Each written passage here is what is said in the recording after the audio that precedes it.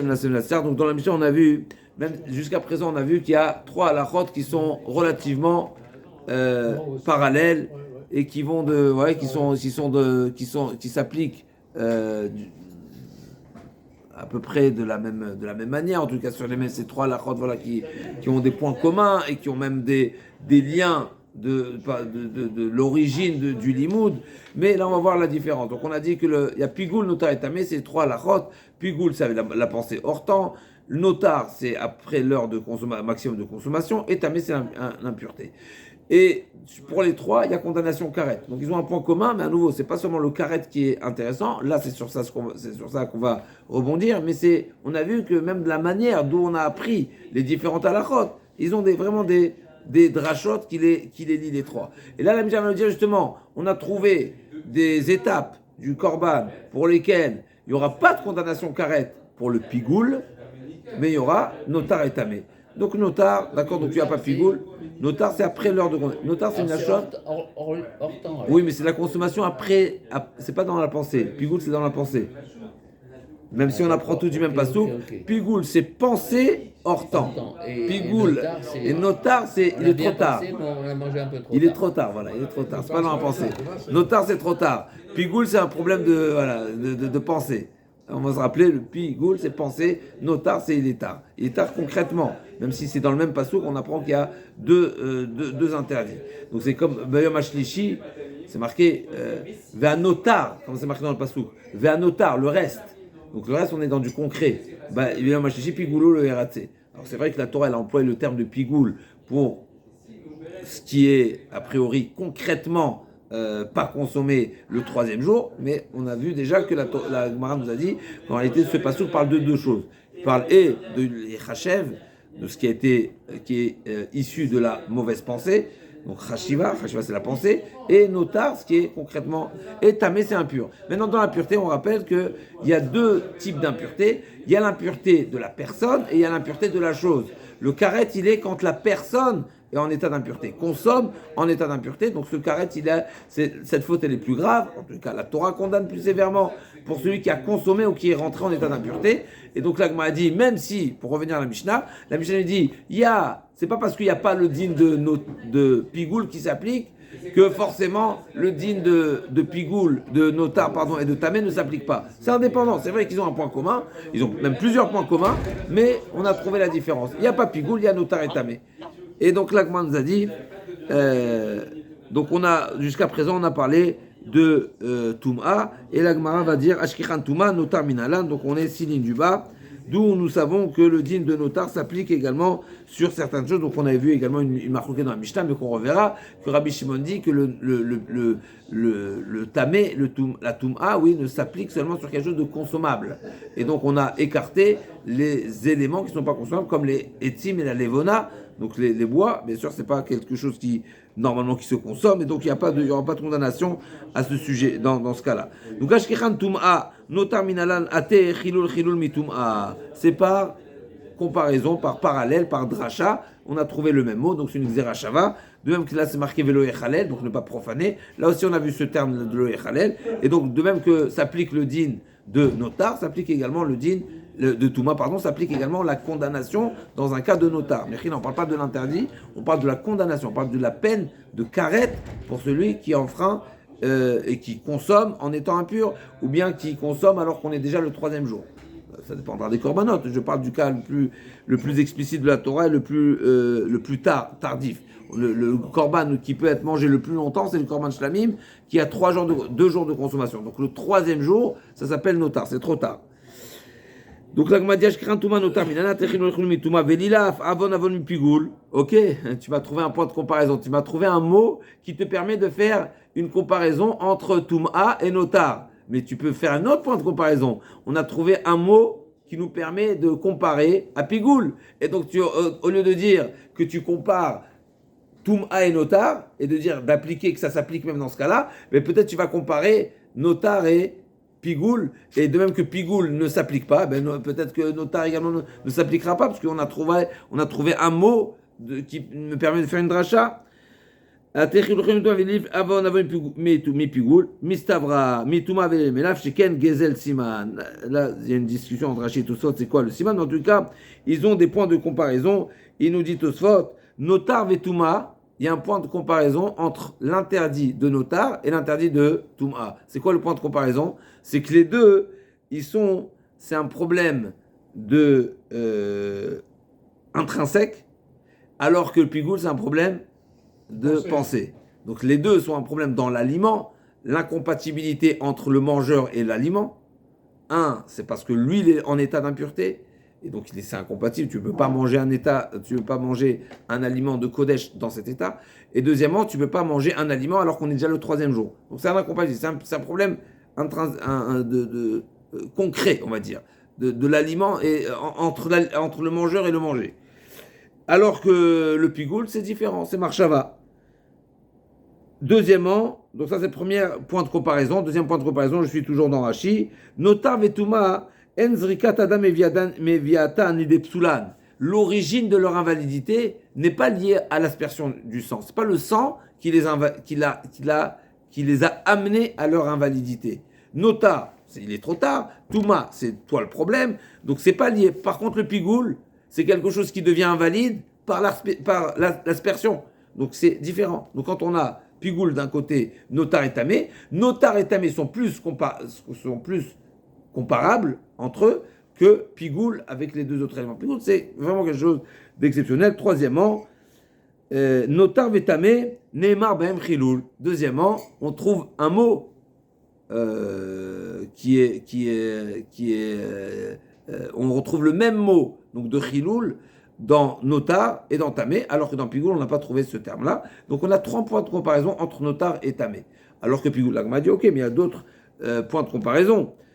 Adraba, mi pigoul avait les ménaf. C'est vrai que tu m'as trouvé des points de comparaison entre notar et tamé, tout va bien, mais tu as également des points de comparaison entre pigoul et notar. Pourquoi? Mi pigoul avait les ménaf, chez kenutar tit, huktar, tit, taor, bisman, karev.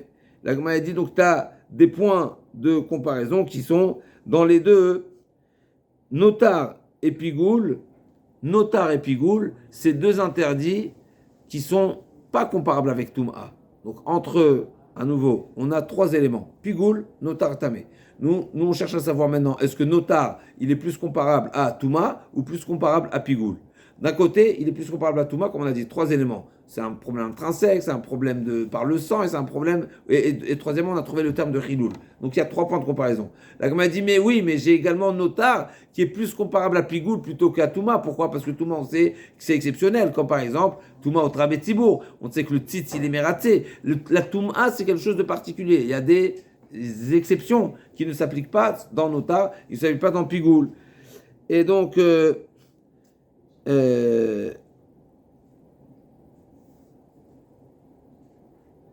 D'accord, donc il y a la Gemara dit oui, ok, là tu m'as trouvé 2 points de comparaison, là j'ai 3 points de comparaison, donc je vais plutôt comparer au pigoul qui a 3 points de comparaison par rapport à Touma qui a seulement 2 points de l'inverse.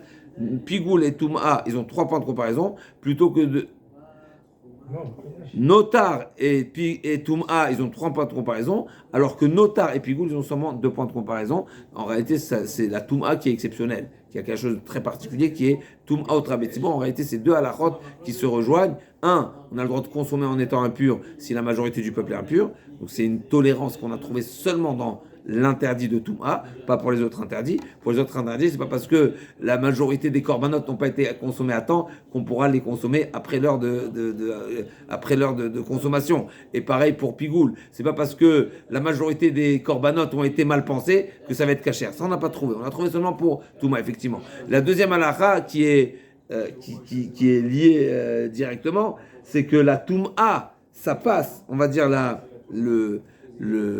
Touma, elle est pardonnée, on va dire, par le tzitz. Le tzitz, il est mératé. Donc c'est toujours un problème de Touma, que la Touma, on va dire, c'est un problème très important, bien sûr, c'est un interdit très important, mais il y a des solutions, il y a des exceptions. Et donc l'Agma a dit, Anenefishan Mechila. Donc Adraba, mi pigul avait les melav, shikenu tar tzitz, taor bisman karev, vanenefishan Mechila. Au contraire, les points de comparaison avec Pigoul, ils sont plus importants. Pourquoi? Donc on a dit, on a Lo utar mechem tuma, en atit merate. Les deux c'est taor, shnem nifsalim bizman, et shnem psulim bekarev.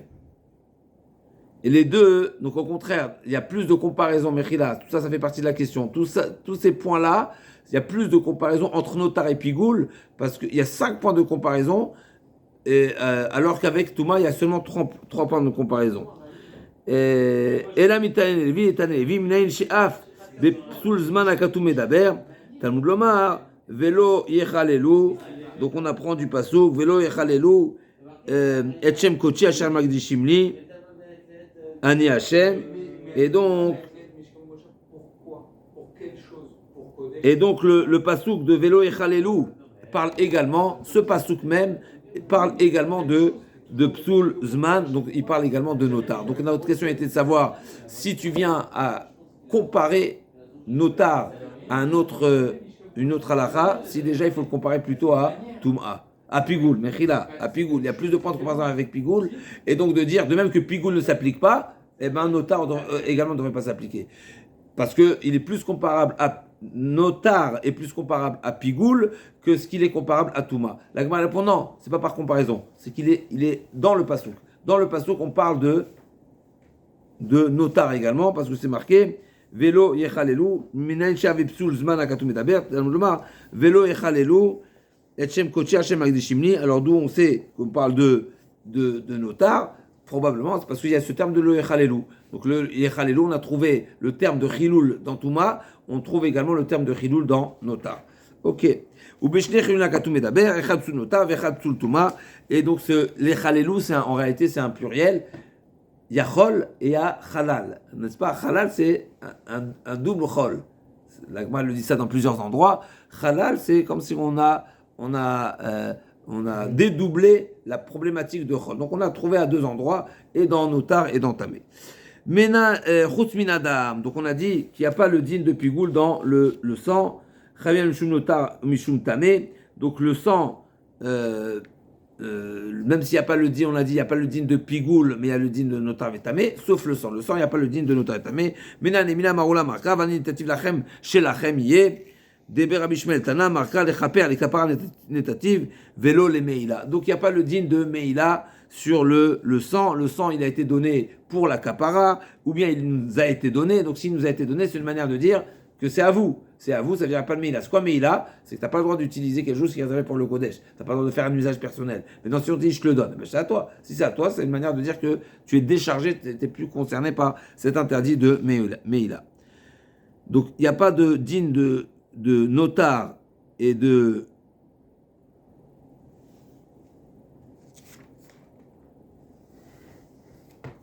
donc même si c'est interdit, d'accord, de quoi on parle ici? De quelqu'un qui aurait consommé, d'accord, du sang alors qu'il est impur, ou bien alors qu'on est déjà le 3e jour. On ne peut pas le consommer. Il ne peut pas le consommer, donc il est déjà condamnable. Donc il ne consomme pas. D'accord? Donc il est déjà condamnable. C'est grillé. Il est déjà condamnable sur l'interdit d'avoir consommé du sang, mais il n'a pas une double condamnation, il n'a pas de deuxième peine. Il est condamnable à cause d'avoir consommé du sang, mais il n'est pas condamnable parce qu'il a consommé du Kodesh en étant impur, ou bien parce qu'il a consommé du sang en étant le 3e jour. Pourquoi? Parce que le sang, il nous a été donné. Donc il n'y a pas ces interdits-là ne sont pas, on n'est pas concerné, il n'y a pas un interdit de consommer du sang le 3e jour ou de consommer en état d'impureté. Amaroula, donc on a dit.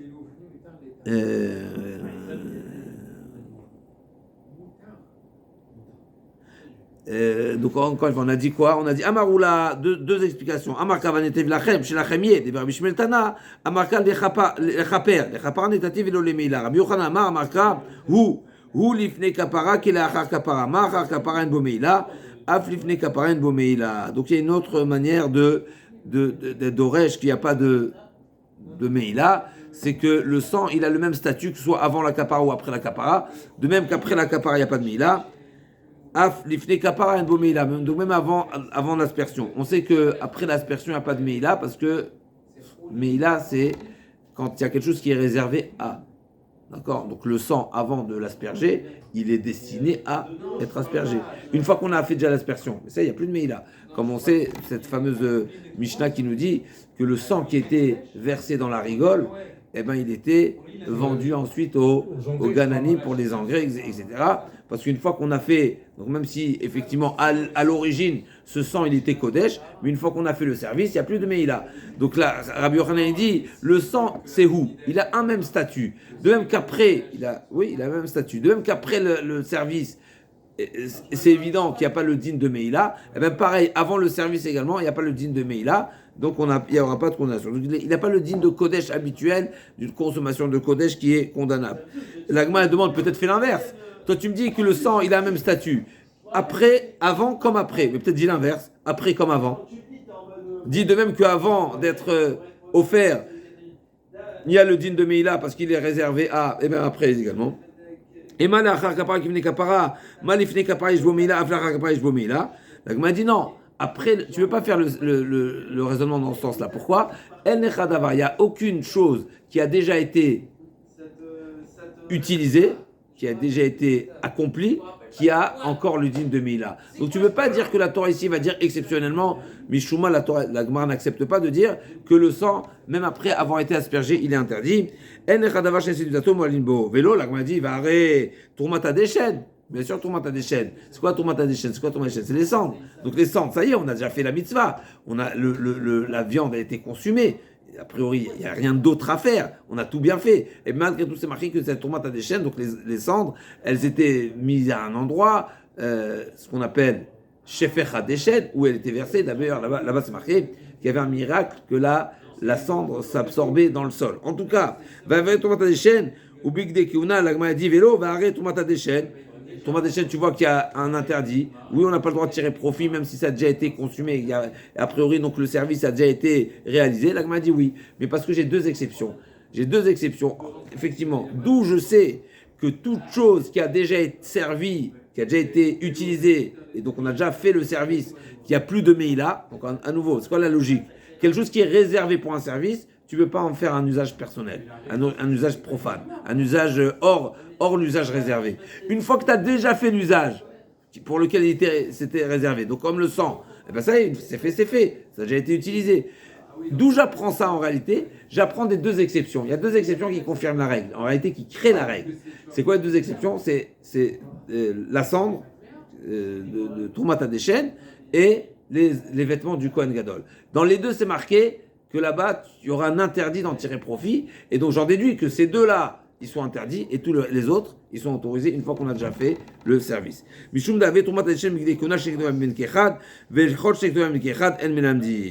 Donc, dans la Troumata des chaînes, c'est marqué, là, je retrouve le passouk. Dans les Bigdei Kona, c'est marqué Vini Hamsham. Il les déposera là-bas. Et on apprend Shamsham de Eglaoufa. Alors que dans Troumata des chaînes, c'est marqué Vesamo. Vesamo, ça veut dire il le posera. Shamte Egnizato, Chazaku Baruch, Venivla Mimkomo. Et donc Rashi nous dit qu'il était aspiré à sa place. Donc Vesamo Etzel Bisbeach, tu le mettras. C'est une manière de dire, et tu le mettras là-bas et tu feras rien d'autre avec. Donc que pour les cendres et pour les vêtements du Kohen, il n'y a pas d'utilisation autorisée, même une fois qu'ils ont déjà servi comme pour le service. L'Agma dit, ok, ça c'est bien beau si tu dis Shnek Tuyam Lekechad, ou le Rabbanan d'Amre Vini Chamsham Elamet Shetonim Gniza, Anicha le Rabbanan d'Amre Vini Chamsham Melamet Shetonim Gniza, que les vêtements du Kohen étaient le vêtement du Kohen Gadol n'était pas réutilisé et c'est marqué Vini Hamsham, il les déposera là-bas. D'ici on apprend qu'ils doivent être guinisés. Ils n'étaient pas réutilisés l'année d'après. Et là, le Rabbi Dossa d'Amar, Mutarot, les Kohen idiotes, ou là, d'après Rabbi Dossa, il n'y a pas d'interdiction de les réutiliser. C'est seulement le Kohen Gadol ne pouvait pas les réutiliser pour un autre Yom Kippour. Mais ils sont réutilisables. Maïka Lemar. C'est réutilisable par notre Kohen alors? Ou par un autre Kohen, ou lui-même. L'essentiel, c'est de ne pas les réutiliser à un autre Kohen Yom Kippour. La tenue avec laquelle tu es déjà rentré une première fois, tu ne rentres pas une deuxième fois. C'est seulement ça que, d'après Rabbi Dossa, est interdit. De rentrer à nouveau avec les vêtements qui ont déjà été servis l'année d'avant, ça on n'a pas le droit. On a le droit de les réutiliser. Donc il n'y a pas d'interdit d'en tirer profit. Il n'y a pas d'enseignement qui nous interdit de tirer profit des vêtements du Kohen Gadol.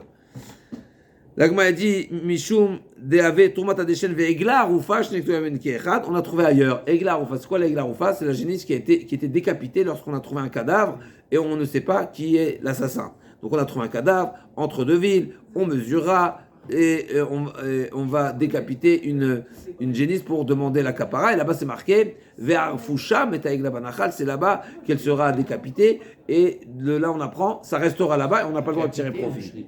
Décapité. Arifa c'est décapité par la nuque. Donc deux choses. D'abord c'est décapité, et deuxièmement c'est par la nuque. Le oref c'est la nuque.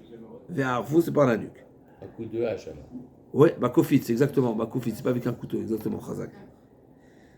Non, c'est pas une hache, le kofit, c'est le. Une grande épée. Voilà, ouais, c'est plutôt le truc du boucher, là, le carré, là. Le hachoir. Le hachoir, voilà, Khazak. Kofit, et encore, c'est la Sugia dans Sota, à la fin de Sota, qu'il faut réviser. Mais en tous les cas, donc finalement, on a deux exceptions. Turmat Adeshen et Egla Arufa, c'est les deux exceptions où on voit, même après le service, on ne peut toujours pas en tirer profit. L'Agma dit, ok, mais il y a un avis qui dit que deux ne sont pas suffisants. Deux exceptions n'est pas suffisant. Il faut trois exceptions. Les Madama El Madina, les Madama Meladim Ekelema, Tremiut Ektive, Acha Aktiv Ha'arufa, Uktimat Vesamo, Uklatakra Bedam, Mechila, et là, les mandamar, Nechal mandamar, les mandamar, Melamdi, Maïka, les memar, très mieux activé, il y a à deux reprises, c'est marqué, Ktive Acha et Ktive Ha'arufa, Ktive Hacha Ktive Ha'arufa, Vatam Ktive Vesamo, Utlata Krae et Bedam.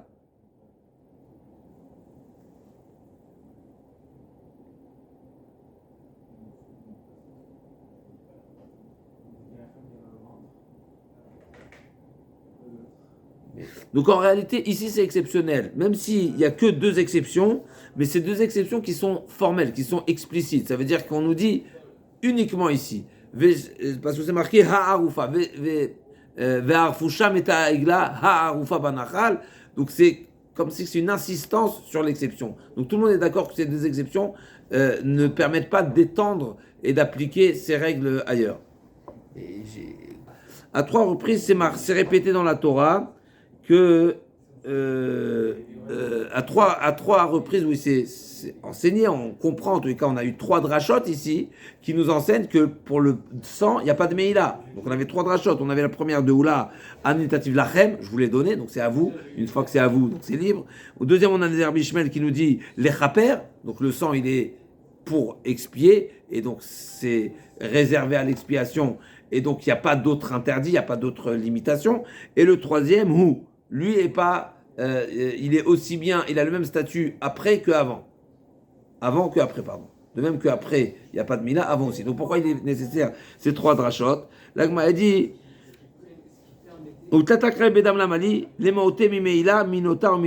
justement,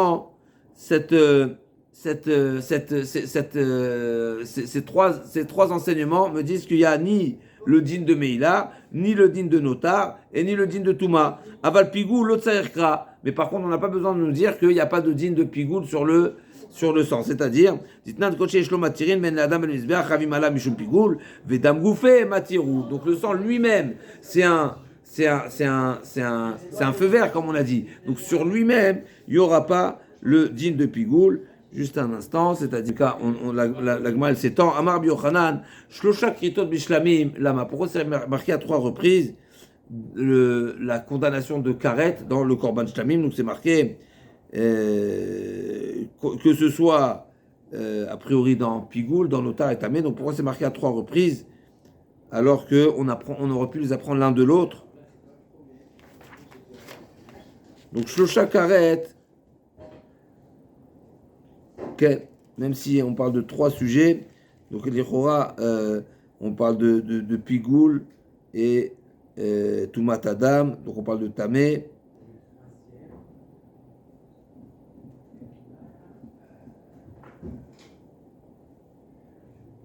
vetumato alav. Donc on a Touma, on a Asher Tochal, Vanef Asher Tochal Bassar, Mizevach Hashlamim, Asher Vetumato alav. Donc c'est toujours dans Touma. Et Bechol Kodesh, Venefesh Asher Bechol Tamid Adam, Mechila. Donc on a 3 psukim, Mechila, on a 3 psukim de karet. Donc on a 3, la Torah répète à 3 reprises le karet pour celui qui mange du Kodesh alors qu'il est dans un état d'impureté. 3 fois. Donc, on me demande 3 fois pourquoi il était nécessaire de répéter à 3 reprises. Achad liklal, vachad liprat, vachad dvarim shenam nechalim. Donc, on apprend ici, on a une dracha particulière. Kol davar, n'est-ce pas, il y a cette règle. Kol davar shel bichlal, veyatsa minaklal, lo lamed atzmo yatsa, lamed aklal kulu yatsa. Donc, chaque chose qui fait partie d'une règle générale. Et il a été, n'est-ce pas, yatsa minaklal, lo lamed atzmo yatsa. C'est pas seulement une exception particulière, mais c'est révélateur. Et donc,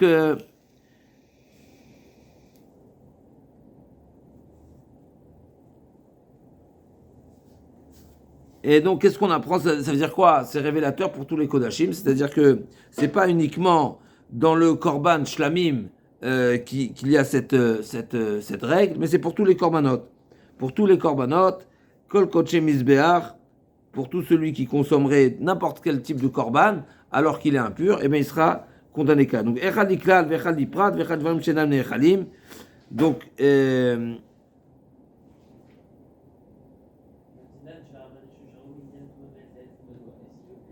Echad Liklal Vechad Liprat. Donc en répétant à deux reprises, c'est pas le klal ou prat en général, mais c'est que pour en faire justement, comme si qu'on a ces 2 psukim, l'un je l'utilise comme étant une règle générale, la deuxième fois que c'est répété, en réalité une fois que j'ai déjà la généralité,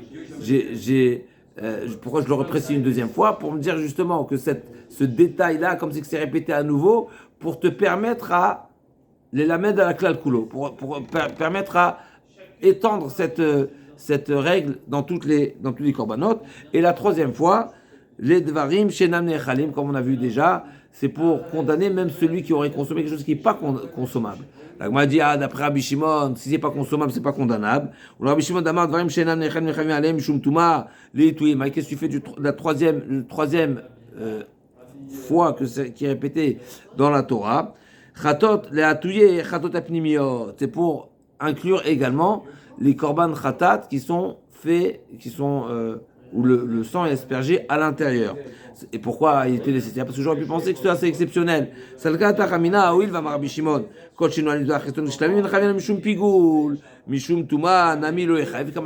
que Rabbi Shimon a dit que la paracha de Pigoul, comme on a dit, il est marqué où dans la Torah? Dans Korban Shlamim.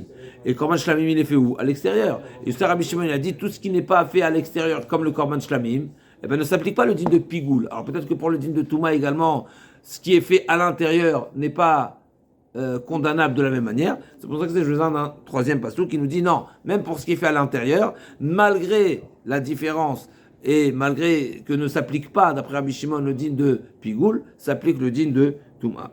Nous, Rabbi Shimon, Mechaev et Darkol Echol. Itma Rabbi Yochanan Shlakish, Rabbi Elazar, et Rabbi Yossi, Rabbi Chanina. Chadma Ezuga, Chadma Ezuga. Donc il y a deux groupes de partenaires. Il y a Rabbi Yochanan et Reish Lakish d'un autre côté, n'est-ce pas, c'est des partenaires bien connus. Et d'un autre côté, on a Rabbi Elazar et Rabbi Yossi et Rabbi Chanina.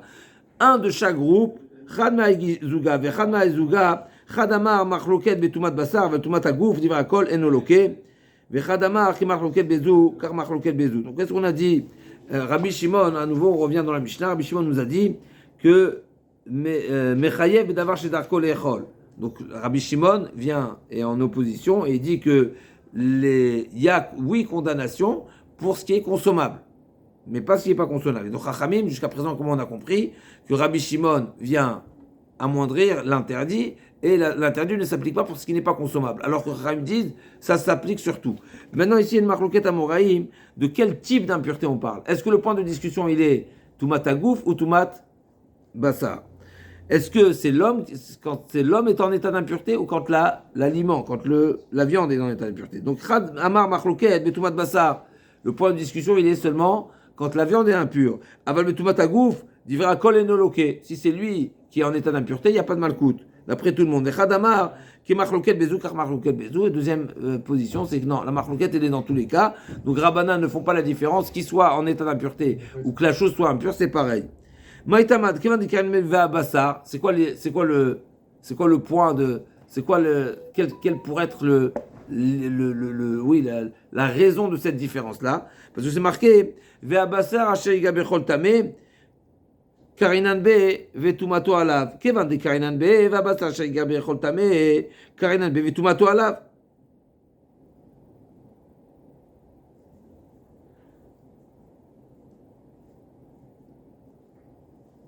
Donc Rabbanan qui pense, une fois, pourquoi le Rabbanan pense que dans tous les cas, il y a condamnation, même si, que ce soit pour un élément d'abord qui n'est pas, pour un élément qui n'est pas consommable, premièrement, et deuxièmement, qu'il n'y a pas de différence si c'est l'aliment le problème ou l'état de la personne. Pourquoi? Parce que c'est marqué, dans le passage c'est marqué, du fait que la Torah dit va bassa shaiga bechol tamé, donc c'est une règle générale, donc de même que dans le cas où la viande est en état d'impureté, eh ben il y a condamnation. Et ben pareil, quand c'est marqué vetumato alav, et donc je l'applique dans tous les cas, même si c'est sur etzim ou levona, même sur le bois qui n'est pas consommable, et ben pareil, donc c'est un parallèle. Pareil quand la Torah dit vetumato alav, donc on parle de l'homme qui est en état d'impureté, et ben là aussi c'est général, et même s'il a consommé de l'inconsommable. Rav Tivumi matneachi, Rav Kana matneachi, Chad ma'zuga vechad ma'zuga, Asefa, Chad amar machloket, betumat agouf, aval betumat basar, divra kol, loke. Donc l'inverse. Le point de discussion, il est quand la personne est en état d'impureté. Mais aval betumat basar, divra kol, loke, vechad amar, ki machloket bezou, vechad machloket bezou. Je pense qu'il y en a qu'un et en fait c'est tout. Tu sais c'est quoi les deux trucs? Je sais pas si c'est du soufisme, je crois. Donc ici on voit la première version, c'est quoi? C'est de dire machloket betumat basar, aval betumat agud virakol enoloke. Donc la première avis, dans la première, chad me'azuga vechad me'azuga, c'était quoi les deux avis? Que un dit dans tous les cas machloket, ça on est d'accord, mais que le premier avis disait quoi? Que le point de discussion elle est uniquement si la viande est impure, mais si c'est l'homme qui est impur, tout le monde est d'accord qu'il n'y a pas malcoute, donc c'est plus léger. Jusqu'à présent, on a dit l'inverse. Jusqu'à présent, on a dit que quand l'homme est en état d'impureté, c'est plus sévère. Et là, il y a karet. Et là, on est en train de dire non. D'après le premier avis, c'est justement dans ce cas-là qu'il y a une marloquette. Que l'un dit, parce que c'est de l'inconsommable. Donc c'est de l'inconsommable, c'est un petit peu différent. Donc là, il y a une marloquette. Est-ce que quand l'homme est en état d'impureté, c'est pas la chose qui est en état d'impureté, c'est l'homme. Est-ce qu'il y a malcoute ou pas? Mais là, d'après la deuxième version, on a une version opposée, au contraire. Marloquette, betumat agouf. Aval betumat basar, divra kol, ok. Au contraire, quand c'est l'aliment qui est impur, tout le monde est d'accord qu'il y aura malcoute.